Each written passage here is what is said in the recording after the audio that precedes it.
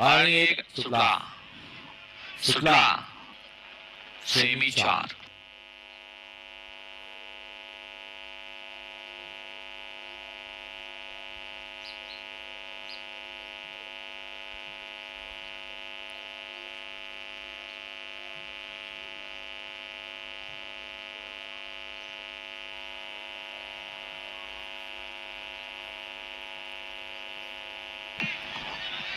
Semi final 5च्या गाड्या लावून घ्या.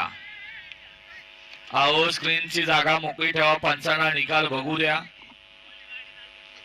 डोळ्याचं पारणं फेडणारी लढत झाली.